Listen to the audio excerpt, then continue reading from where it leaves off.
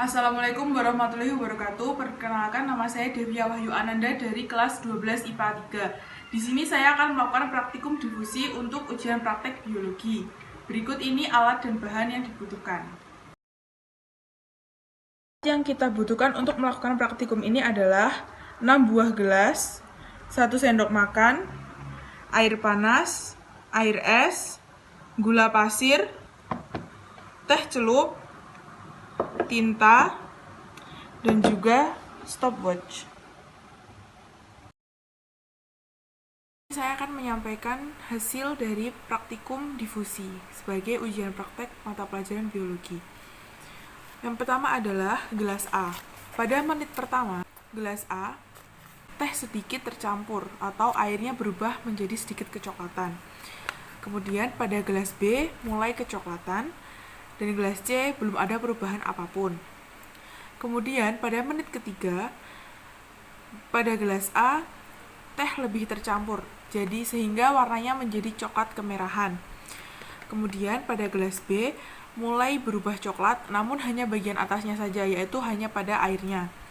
Kemudian pada gelas C, yaitu teh mulai tercampur, namun belum sampai merata. Kemudian pada menit kelima, pada gelas A, warna coklat lebih gelap dan sudah tercampur. Kemudian pada gelas B, warna menjadi coklat kemerahan, namun tetap hanya pada bagian airnya saja. Dan pada gelas C, teh sedikit tercampur, namun belum merata. Kemudian keadaan air pada gelas menit ke-7 adalah pada gelas A, air berwarna semakin pekat, lebih pekat sehingga berwarna lebih coklat. Kemudian pada gelas B tidak terjadi perubahan apapun sehingga warnanya tetap coklat kemerahan. Dan pada gelas C, air masih berwarna coklat terang namun sudah mulai merata. Kemudian keadaan air pada gelas pada menit ke-9, pada gelas A, air semakin pekat, warna coklatnya semakin pekat. Kemudian pada gelas B, air bercampur dengan teh. Jadi sehingga hanya atasnya saja yang bercampur dengan teh, tetapi tidak sampai gula, sehingga gulanya masih tetap berwarna putih. Kemudian pada gelas C, air berwarna coklat sedikit gelap dan mulai tercampur rata. Selanjutnya adalah pengamatan keadaan air pada gelas menggunakan tinta, yaitu pada gelas A pada menit pertama, warna biru mulai tercampur. Kemudian pada gelas B di menit pertama mulai tercampur tetapi belum merata. Sedangkan untuk gelas C sedikit tercampur. Pada keadaan air pada gelas menit ketiga, yaitu untuk gelas A, warna biru semakin merata. Kemudian untuk gelas B, warna biru mulai merata namun tetap hanya pada air saja.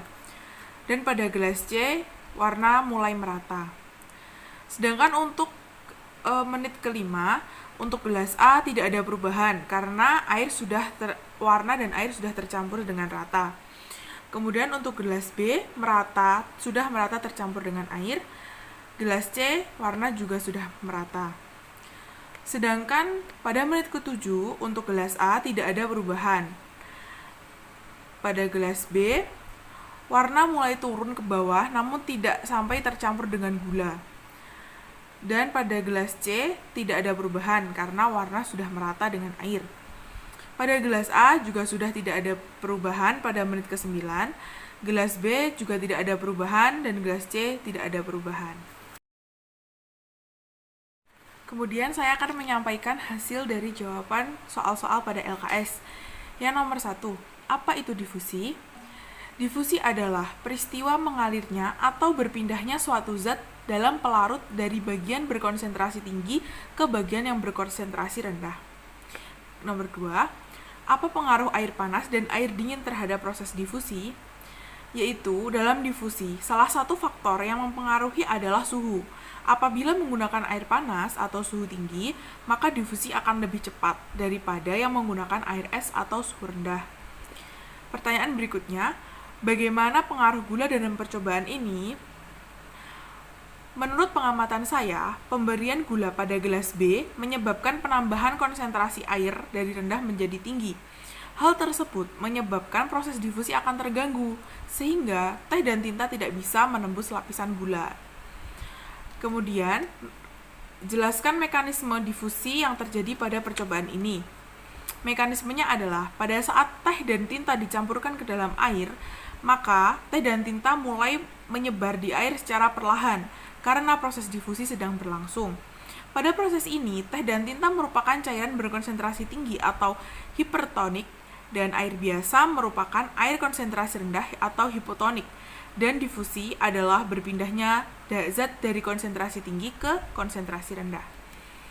Kemudian pertanyaan berikutnya adalah, bagaimana percobaan ini dapat membuktikan terjadinya difusi? Proses tercampurnya air dengan tinta disebabkan karena perpindahan zat dari konsentrasi tinggi, yaitu teh dan tinta, ke zat berkonsentrasi rendah atau air, sehingga terjadi percampuran yang dinamakan sebagai difusi. Berikutnya adalah, jelaskan perbedaan difusi dan osmosis. Yang pertama, difusi adalah perpindahan molekul dari konsentrasi zat tinggi ke yang rendah. Sedangkan osmosis adalah perpindahan molekul dari konsentrasi rendah ke konsentrasi yang lebih tinggi. Yang kedua, difusi tidak membutuhkan membran semi-permeabel untuk penyerapan, sedangkan pada osmosis membutuhkan membran semi-permeabel untuk penyerapan. Yang ketiga, menurut fungsinya, difusi memungkinkan untuk menciptakan nutrisi penting dan energi yang dibutuhkan oleh tubuh, sedangkan osmosis memungkinkan sel untuk menyerap banyak nutrisi yang tersedia di air. Yang keempat, difusi tidak tergantung pada potensi zat terlarut, potensi tekanan, ataupun potensi air, sedangkan osmosis bergantung pada potensi zat terlarut. Menurut hasil dari praktikum ini, kesimpulannya adalah terdapat beberapa faktor yang mempengaruhi difusi, yaitu yang pertama, konsentrasi zat, kemudian suhu pelarut, dan yang ketiga adalah wujud zat terlarut. Sekian dari saya, apabila ada kurang lebihnya saya mohon maaf yang sebesar-besarnya. Wassalamualaikum warahmatullahi wabarakatuh.